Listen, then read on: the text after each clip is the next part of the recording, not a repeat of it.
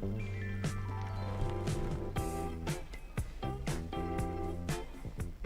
right, welcome everybody to Prepare Like a Pro. I am Woman Grandmaster Thalia Cervantes, and I'm going to be covering this class for the day. And it so happens that every time that I cover Prep Like a Pro, I start rambling on and on about the Najdorf, right? So I thought I would do something a little bit different today, and I would talk about some openings with the white pieces, right?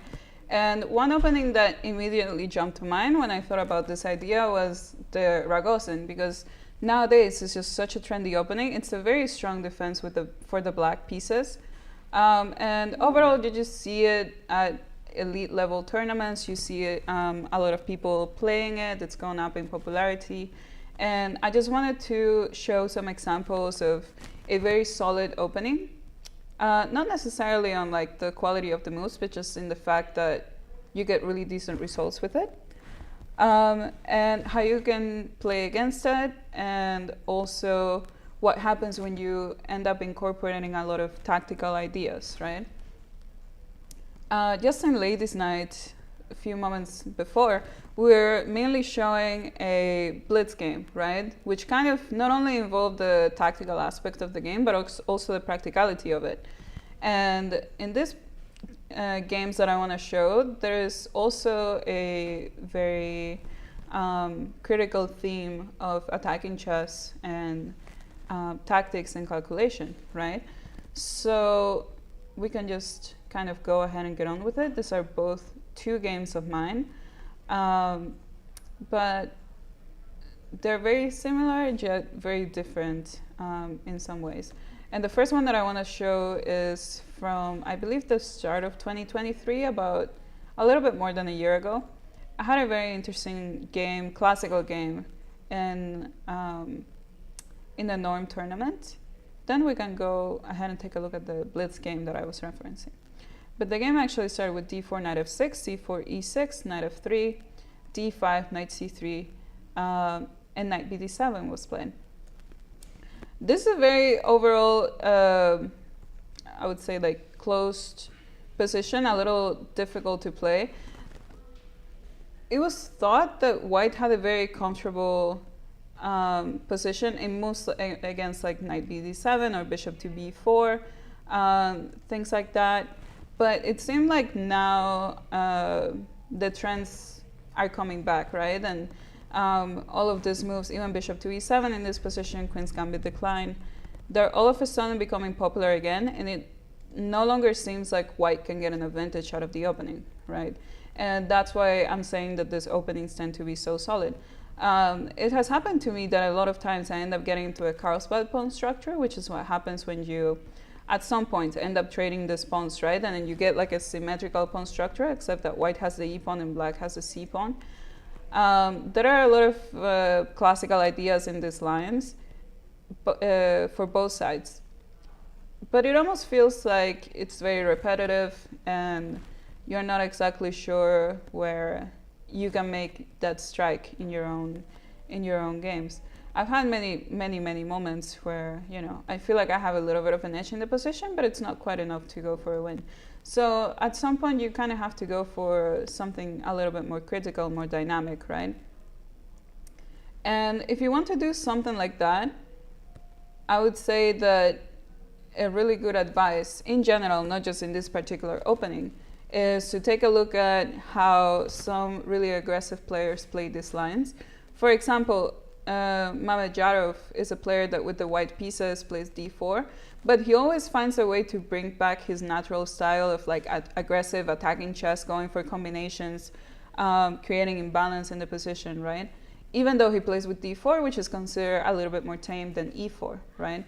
So if you look at games from Mahajan, you can see a lot of examples where he's playing a relatively tame opening in like queen's pawn. And then all of a sudden he does like this one g4 and the position just kind of breaks open, right? So if you can do something kind of like that with the openings that you're working with, and I guess you can do it in a way that works reverse, right? Like if you're more of a technical player, if you prefer more solid positions, but you know, somehow your opponent plays a line that is more aggressive, you can take a look at some of the more some of the games from those positional strategical players, right, and see what lines they choose to go for. So I have been doing some work, and overall I've tried a lot of different choices and variations for this type of pawn structures. And bishop b4 is one of the moves that causes a lot of issues sometimes because it's just so solid. And another one of them is knight bd7. I want to quickly show this game because I thought it was very interesting, because both my opponent and I brought a lot of new ideas to the table. Knight to d7 was played, and I decided to play with c takes d5, e takes d5, bishop to f4, which is probably the most standard way to continue. And like I said, we end up getting that Carlsbad pawn structure that I was referencing. A lot of times in the Carlsbad, you end up playing for what's called the minority attack. Maybe some of you have heard of this term before, but it's essentially white playing against this pawn structure on the queen side, because if you take a look at it, divide the board in half, white's majority is on the king side and black's majority is on the queen side. So white would be playing against this pawn structure, and it's more of a strategical idea than an aggressive one, but you'll see in this game how we end up finding some interesting moves. And my opponent actually played a move that was new to me at this moment. He decided to play with knight to b6. What could be the idea of this move?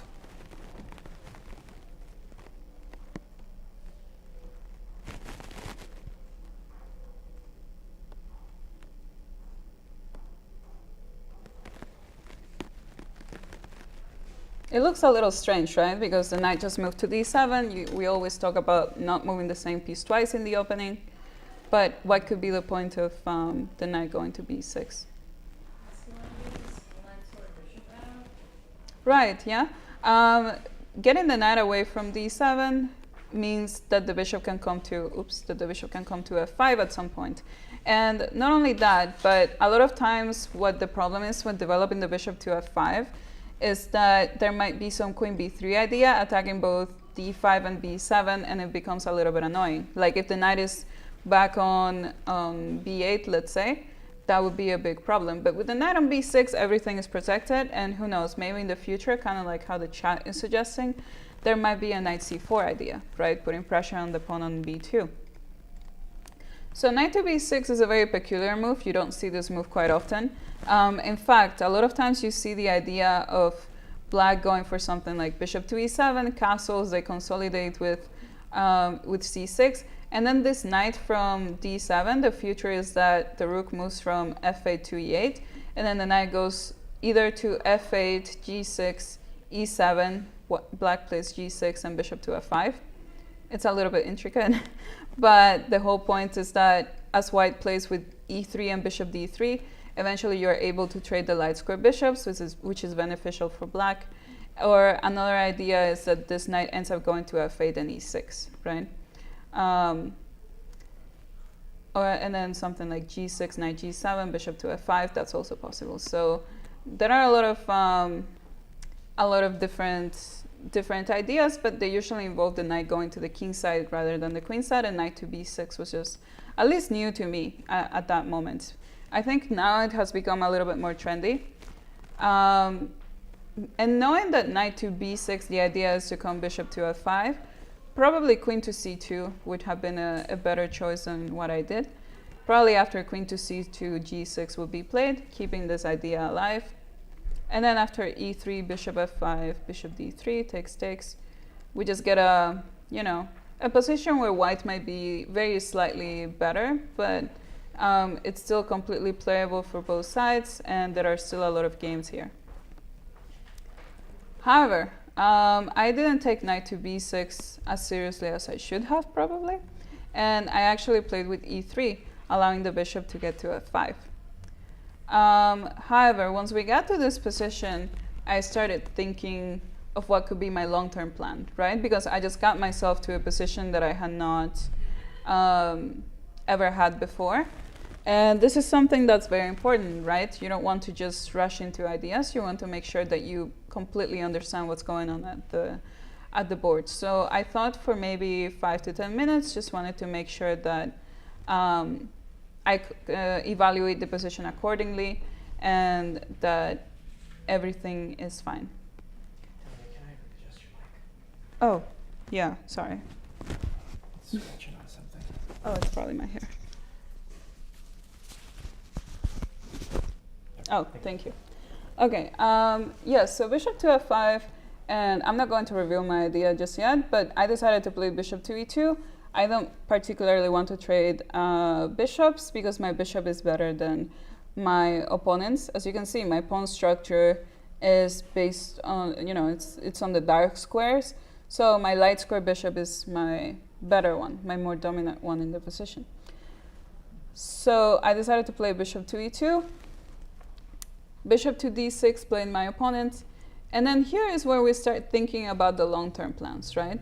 So what could be an idea here for white that's a little bit more creative, that, you know, adds some spice to the position. And overall, it just feels correct, I would say. I don't know. When I was playing this, I thought, you know, we're just going for it.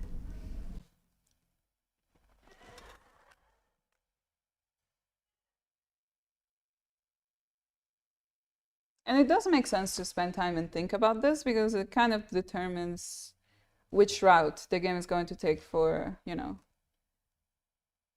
for the rest of itself.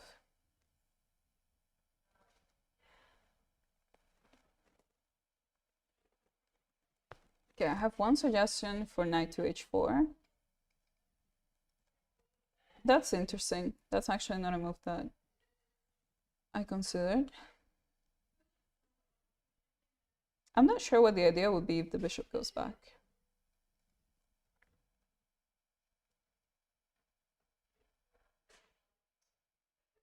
Like e4. The thing about e4 is that there are too many black pieces controlling the square, right? So when we play e4, we only have the knight on c3 defending it, but black has the pawn, the knight, and the bishop attacking it. So e4 maybe something like takes, and then we end up losing the pawn. There's gonna be some e4 in the following game, but not this one just yet.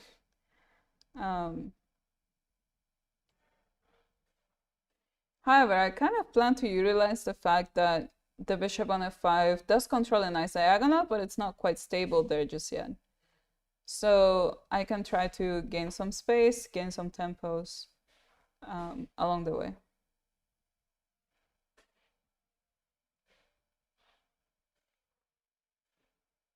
I like what the chat is suggesting. There are some ideas of knight to e5. There are some ideas of bishop to g3.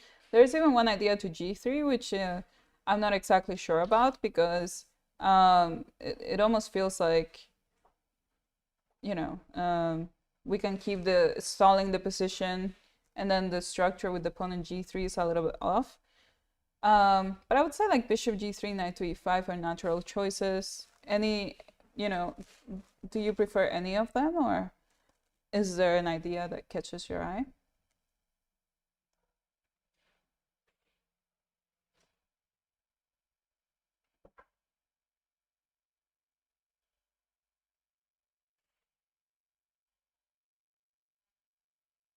Knight e5. That's a move that I played. I like knight to e5. It does make sense, right? It's like putting the knight into the center. It's controlling more.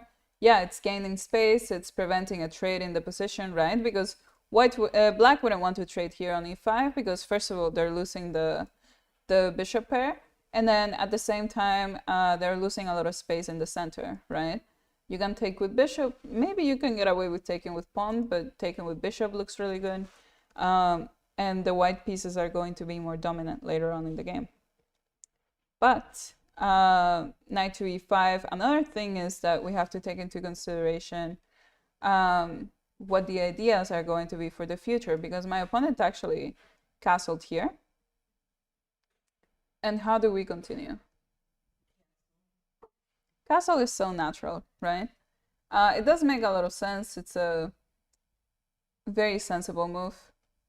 Um, yeah, I just couldn't resist myself, you know? I just couldn't resist myself, and I ended up playing g4, which was my idea with knight to e5. Right, I have my queen and my bishop backing me up, and not only that, but also, like I said, g4 comes with the tempo, right? On this bishop on f5, g5 can come with a tempo in the future. And I haven't committed to castles yet, right? Which means that in the future, I can maybe get my queen out of the way somewhere and castle long, and then we just get a very complicated game. But yeah, I thought it was just an idea that seemed very interesting. It's a little bit dangerous to do in a classical game, but it felt very natural here because it doesn't seem like for the time being there's going to be an immediate pawn break in the center that ends up exposing my king and creating a lot of weaknesses for myself, right? It seems like for the next couple of moves, I'm going to be the one that makes the threats, right? So after g4, bishop to e6, I decided to play queen to c2, just making sure I get my queen out of the way, ready for long castling, and at the same time, I put it in a really dominant diagonal. And then my opponent decided to play with knight to e4, which, you know, makes the position very complicated because clearly what he wants with this move is for there to be some sort of break or opening, and then that way he can start putting pressure into my position. Because I can't play knight takes e4 because of d takes e4, and if I play queen takes e4, then my position is too exposed. There's bishop to d5, and I'm going to end up losing a rook, right? Not only that, but I gave up my my really nice control over the center. However, knight to e4 also comes with some drawbacks, right? And it's the fact that usually when there's a knight on f6, it's the main defender of a castle king, right? So the knight is offering up for an exchange, and maybe in the future it's going to cause a lot of problems in the defense of the black king. However, I decided to just play with h4, keep dominating the position, rook to e8, and here I just decided to play g5 because it seemed like, okay, I can afford to keep pushing my pawns. Maybe I'm going to play h5, g6 in some future. My king, like I said, is not in any immediate danger. And if I play g5, then playing f6 it becomes a lot harder for black, right? However, my opponent played with c5, and here is a moment where we have to make some decisions, right? Because the center is opening up a little bit. So how are we going to proceed? Oh, it just started raining out of nowhere.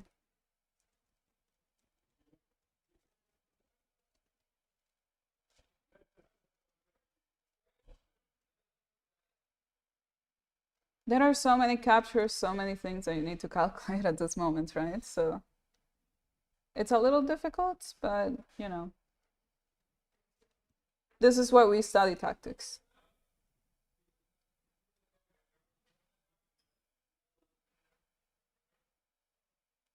Yeah, as it's being said in the chat right now, long castle drops f2. And the issue about it is that it drops f2, but with a fork, so you're losing something else afterwards too. If it was just dropping the pawn, then maybe I wouldn't care about it, but we're losing an exchange as well, so.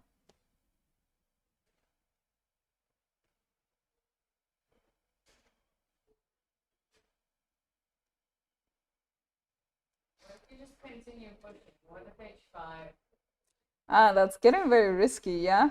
Just going for h5. The thing is that there might be like some takes, and knight takes g5, I want to assume. And then the position is opening up a little too much, I would say.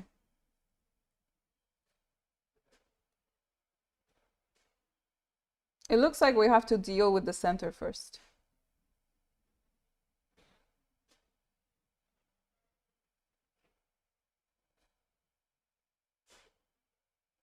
Knight to b5 is an interesting move being suggested, but at the same time, I worry that it might be too slow. Because after knight b5, there might be something like takes, and then if you decide to take with knight, maybe rook to c8. You know, if this file opens up, we're never going to get to castle long, so it's complicated.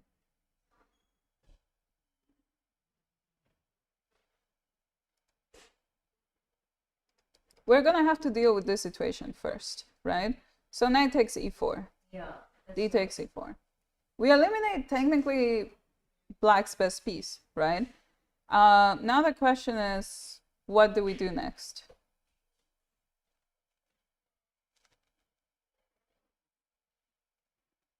Can we afford to take on c5, or is it too scary?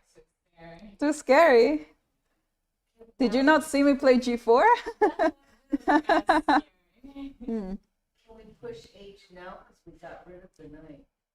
I think that was one idea that I had, but this is very worrying to me as well.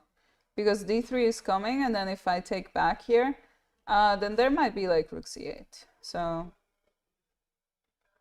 you know, all of a sudden it's black who's gaining tempos on my moves, and my attack is slowing down. But there's a common idea in chess that sometimes you can afford to take some of the material that the opponent is offering, and while they're getting their pieces together to get that material back, you continue with your plan, right? You see that a lot. That a lot of times the opponent offers that material, or there is a gambit in the opening or something like that, and if sometimes you can afford to accept it, and then while the opponent is getting the pieces ready to take it back with good development, you can continue with your idea. Like, for example, I forgot the name. I don't know if it's Budapest, but it's like the opening where you play with like d4, knight f6, c4, e5, d takes e5, knight g4. And it's kind of a line where the opponent gives up the e-pawn, and then they develop both of their knights, and then, you know, get their bishops out and stuff. But it takes a little while to get the pawn back. And then in the meantime, white develops all of the pieces, and it's not considered like the best gambit. It's playable, of course, but it's not considered the best gambit. And it's just that white manages to, you know, continue with their idea while the opponent is getting the pawn back. And in this particular case, you can kind of do something like that, because d takes a5 is actually fine to play. Why is that? Because in the process of black trying to get back the pawn, we can kind of continue with our ideas, right? And in this position after d takes c5, my opponent decided to play rook to c8 because he thought, okay, I need to get the pawn back somehow. Otherwise, he's losing one of two pieces, right? Rook to c8. But at the same time, I can, you know, defend my pawn. I have b4, right?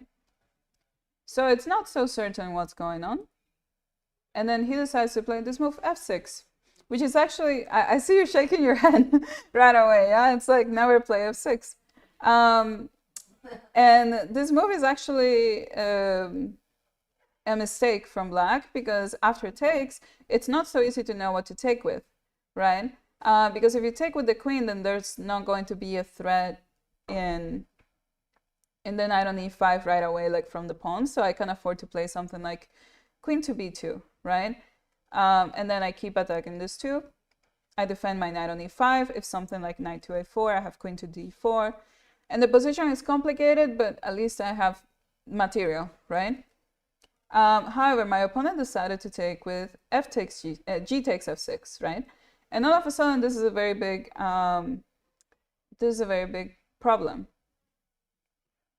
So how should white continue? There's not just one way to continue, but there are, I would say, like few different ways.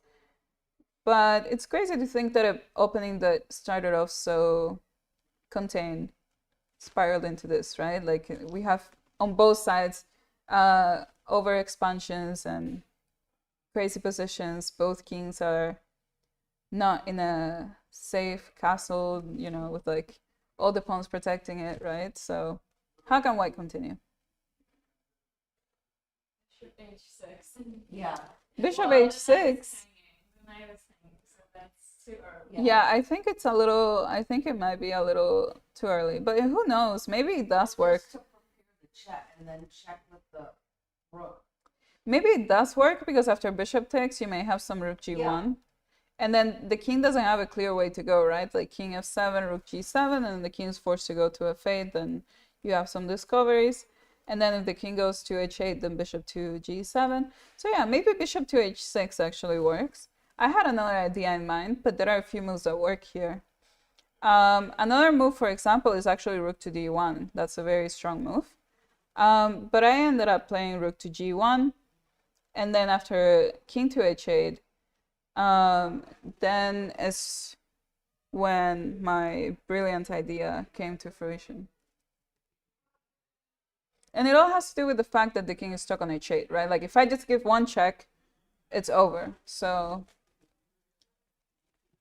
how can I utilize that mixed with the fact that my knight on e5 is hanging, so I have to do something about that. What if bishop g4? I think bishop g4 might be interesting, but I'm not sure what happens after we take the knight. Maybe now I can get away with this.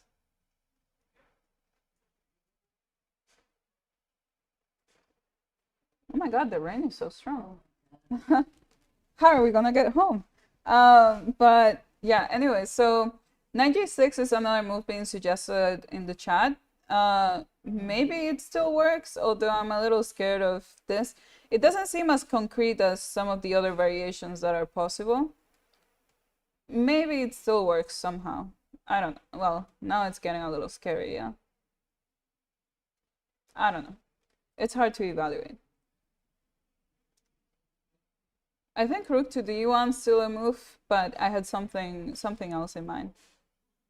Remember what was the idea that we were talking about in Ladies' Night a little bit before, where we got the queen into the attack somehow?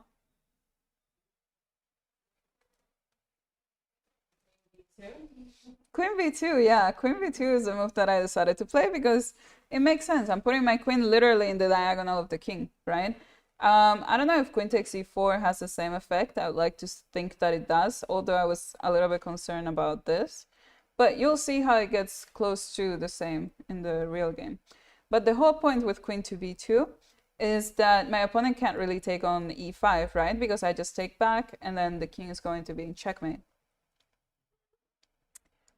So after knight to a4, queen to d4, the thing is that I maintain my thread and then I attack a new piece, and overall it's really difficult for black to keep a hold of everything because I still have those bishop g4, bishop c4 ideas, and overall, you know, the situation of the black king is a lot more grave than the one of my own king, right? So after bishop to b8, offering a queen trade. Obviously, I don't want to trade queens. And then here there are some nice moves like bishop to h6. Personally, I just decided to take on e4 because, again, taking on e5 is not possible. Well, taking twice on e5 is not possible. But after bishop takes e5, bishop to d5, I have a really nice move here that kind of ensures the winning position for white. Yeah, queen takes d5, right? It's really funny sacrifice, right? Because if the queen takes, we have bishop takes f6. So after queen takes d5, it does look really pretty. Unfortunately, it doesn't end the game right away because there is rook takes e5. But if you just look at my position, basically I am in no danger at all. My king is fine. I have a material advantage. I have a better pawn structure. I have more king safety. This knight on a4 is really misplaced on the other side of the board. Even if we were to trade queens, my position is completely winning. And then we kept playing on, but the position is very dominant for me, especially because the knight has no salvation on a4.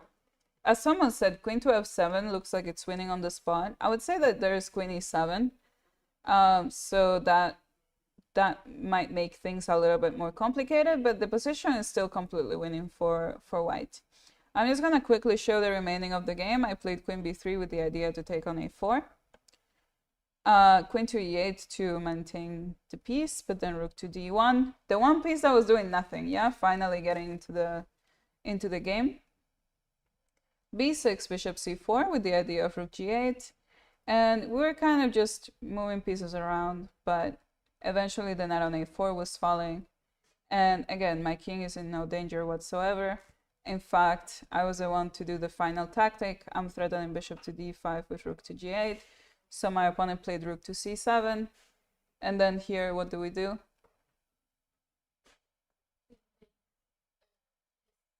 Yeah, it seems like the queen is just taking pieces without any remorse, yeah? So queen takes c7 was the last move of the game, and there's nothing that black can do, because after rook takes c7, we have rook to d8, right?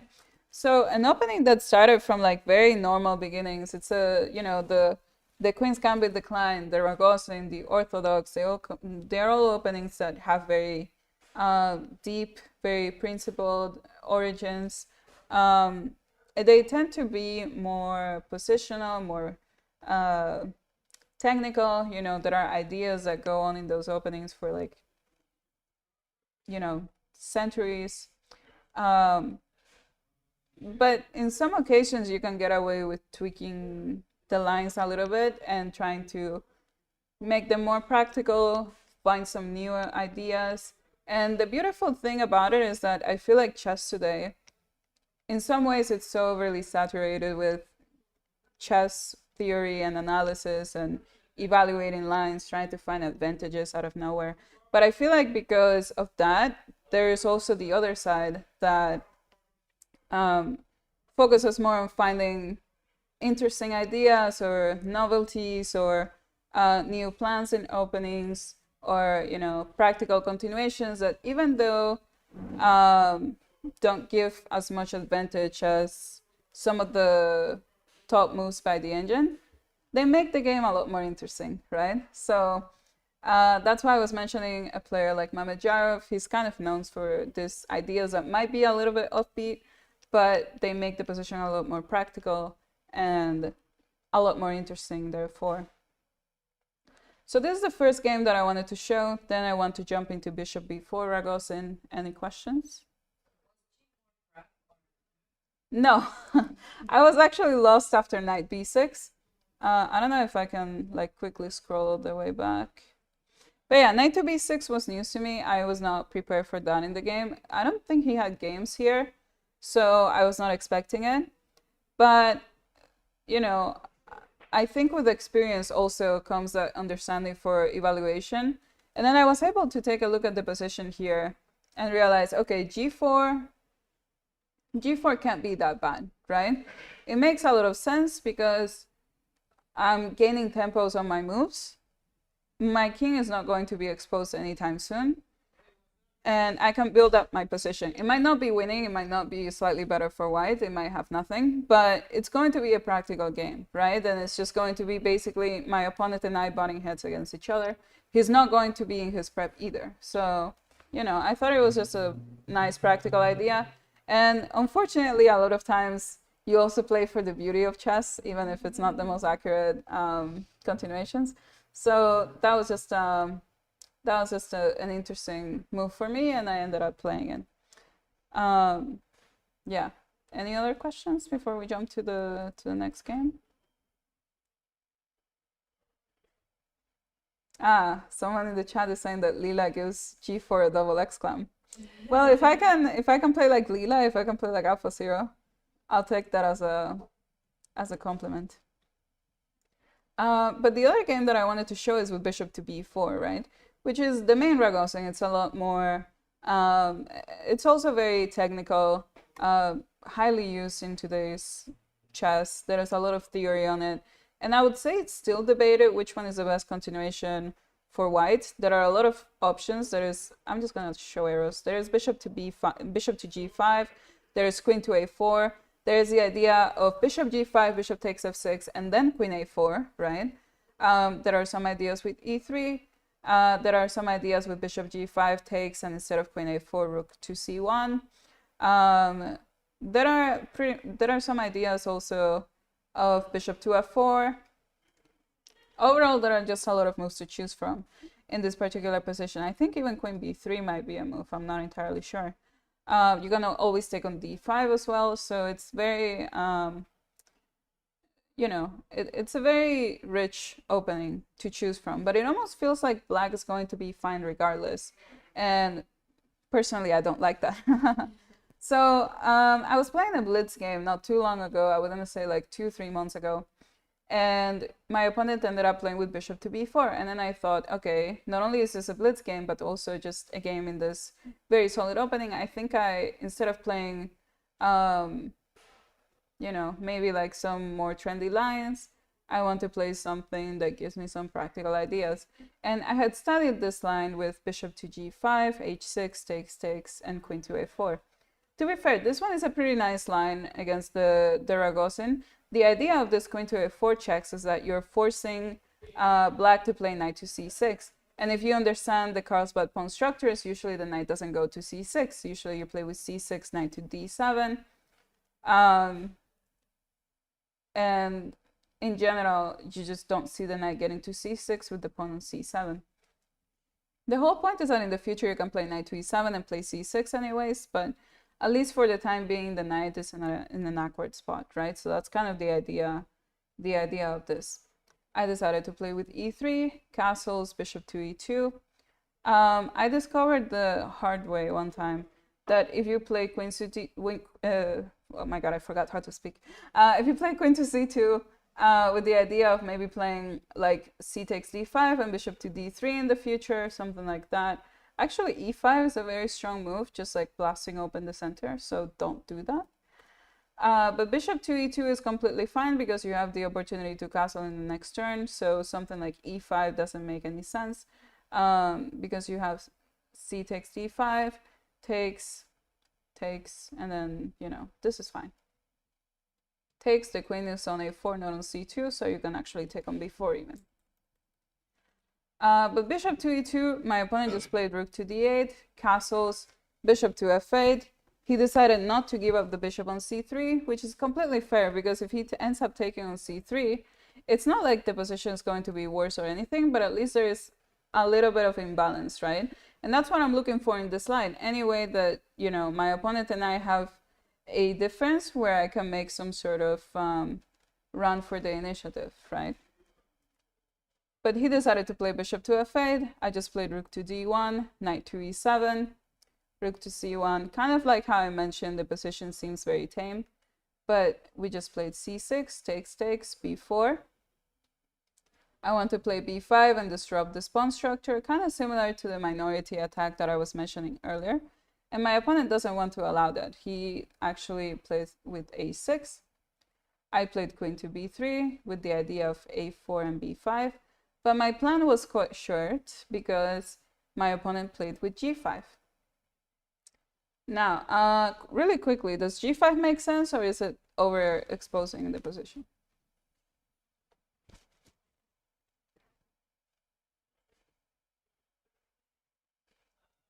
I feel like now we're getting to the point where you're understanding like, oh, so this is the start of the crazy positions that she was mentioning, right? So, would you play g5 in a game? Well, you can start bringing, you've already got your queen on that side, and then your knight can come down, so you can, with your attack, you can actually start with all the pieces on that side attacking. Yeah, that's true. Actually, it's scary, but yeah, that's the thing. G5 is correct because a lot of pieces can get to the king side very quickly. This knight can go to either G6 or F5. It takes guts, though. It takes guts, yeah. But the knight is coming to G6. Bishop can probably go to F5. This bishop might go to G7. There is no immediate threat against the black king, right? And at the end of the day, if I want to play on the queen side with a4, b5, my opponent should be able to play on the king side, right, with something like h4, g5 in some future. It's not clear just yet what the end goal is, because I am still very solid on the king side, but it is a nice expansion, and I would say that the position here it's at about equal. There's nothing too special for me. But I thought, okay, my opponent just played g5. It's a very committal move. Let me open up the center.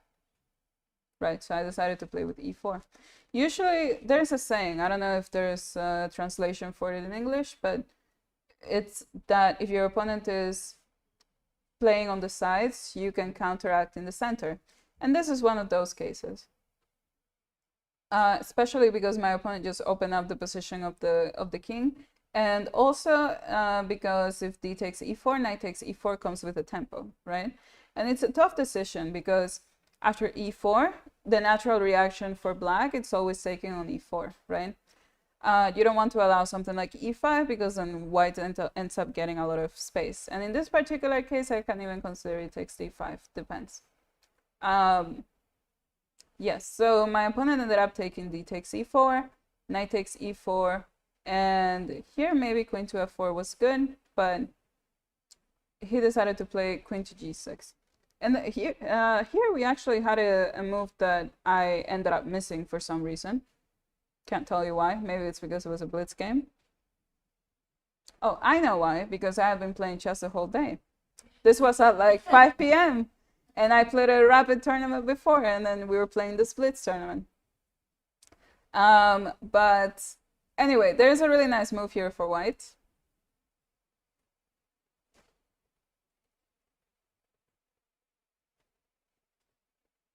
I hope everyone at home can hear the rain, and it's like, you know, like ambience, chill vibes. Oh, they can see it? All right. That's cool.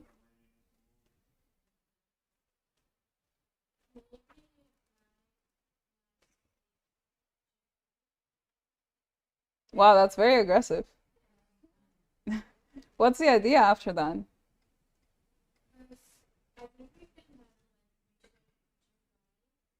Ah, bishop h5? Actually, yeah, that might be pretty interesting. I don't know exactly if it works. Maybe we're doing a little too much because I don't see checkmate here. If we had bishop g6, it's another story, but maybe somehow black is fine because we're playing also bishop e6. But we're getting to kind of like similar ideas, yeah? There's a really nice suggestion in the chat, but does anyone want to have any other ideas? d5. d5 does open up the center, but at the same time, we really want this diagonal, right? Because it's looking at the king. And then we also have to keep an eye on the fact that our knight is hanging on e4. So yeah, we can get away with knight to e5. Because if queen to e4, all of a sudden we have f7, right? And then something like this. And then it's impossible to stop all of the threats, right? It's a little bit different than with knight to g5, because here we sacrifice less pieces and we can actually use this bishop for the checkmate. However, I don't know why I didn't think about knight to e5 right away. Instead, I played bishop to d3, which is okay, keeps the position at about equal. My opponent played bishop to f5, and here is where I started kind of constructing my plan. I played knight to e5, he played queen to g7, which makes a lot of sense, gotta keep an eye out on f7. And here I played a very interesting move, knight to g3. And knight to g3, the point is that we're opening up the straight, and because it's a blitz game, I kind of thought that my opponent would take on d3. And then what do we do here? Yeah, we have knight to h5. And then all of a sudden, the position gets a little crazy, right? The thing is that we're not taking back on d3, but we're going after the queen on g7, and it's actually impossible for the queen on g7 to go to a safe square, and at the same time keep an eye out for the queen takes f7 threat. So it was more of like a red herring or a decoy, something like that, with knight to g3, because, you know, bishop to d3, I understood that I had knight to h5, so that works. Maybe instead something like rook to e5 is possible, going after, you know, the fact that if we take here, something like this, takes, bishop takes, queen takes e5. But it's really difficult to calculate everything, right? And with knight to g3, I just kind of thought that my opponent would take, and then knight to h5 is actually really nice. If queen to h7, we have knight to f6, so there's no way to cover both. And the queen can't go to h8 because then queen takes f7, right? I think in the game, my opponent ended up just like playing queen takes e5, and then we played for a few more moves, and I was able to win. There's a funny idea with bishop to c2, actually, because if rook takes, then there's queen takes e5, and there's this very sneaky idea.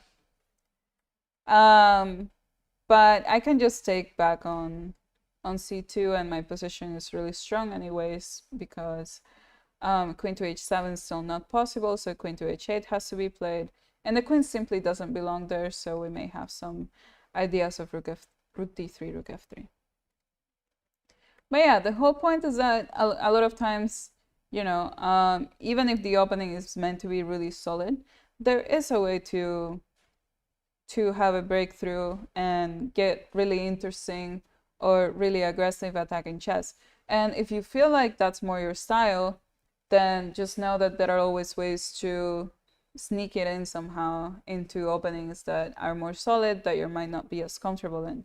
And the same thing can go for players in a aggressive opening that are more solid. Like, for example, if you're playing with the white pieces and your opponent plays a Najdorf, and you're just like, oh my gosh, why are we getting ourselves into something so complicated? I just want a technical, strategical game.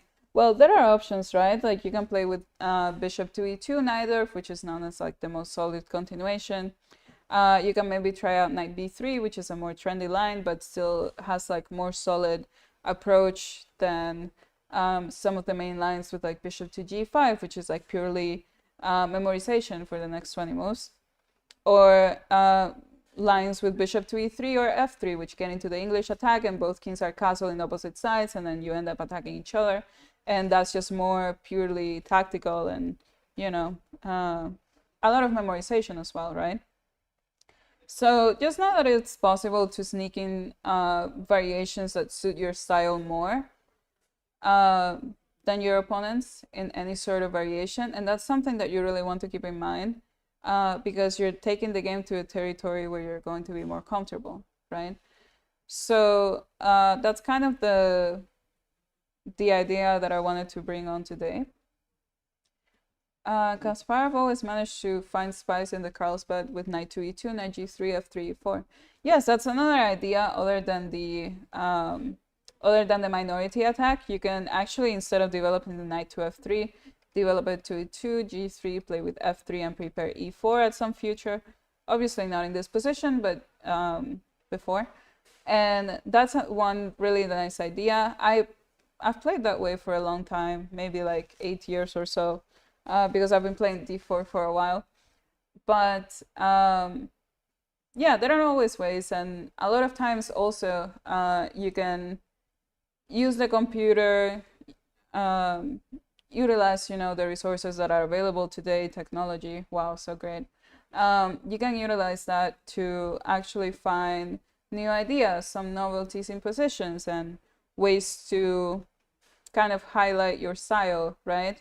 Even if it's more in the practical sense, in the sense that you don't get like an advantage if you're analyzing with Stockfish or Lila. But if the position looks comfortable to you, if it's easy to play, if you can put some, you know, checkpoints for your opponent where they have to play precisely, then it's a really, really nice idea, right? and you can try it out in some games, see if it works, if you actually like it, practice and analyze afterwards, things like that, right? And I think that's just kind of a healthy way to develop your repertoire, because in one way you make sure that your lines are strong, that they're solid, that they hold up, but at the same time that they match the style that you have. And at the end of the day, it just makes it so much more comfortable at the time of playing, because you're going to be more confident in the lines that you execute as well, right? So does anyone have any question either about these two games or just the concept of preparation in general? Was this game against Ralph? No, it wasn't against Ralph. I don't know if I played Ralph in that tournament. I don't think I did, but Ralph was in that tournament. What did you think so? Just context clues. Oh, okay. No, I was playing against a national master from WashU. I forgot his name, but he's a very strong player. I think he won the Rapid tournament that was held before this Blitz one. And I think we've played twice. He's had some good results too, so it was nice. But yeah, it's it was just a nice way to spice up some relatively technical openings, and there's a way to pretty much do this with any line of your choosing, just as long as you put in some effort and actually try to discover variations, then you should be able to find some interesting ideas. But yeah, I think with that, we're going to be ending for today. And for the people watching, sorry that, you have to stop listening to the beautiful rain. But yeah, that's gonna be all for today. So I think we're going to be ending. Yeah. Yeah. And yeah, thank you so much for coming. See you all next time.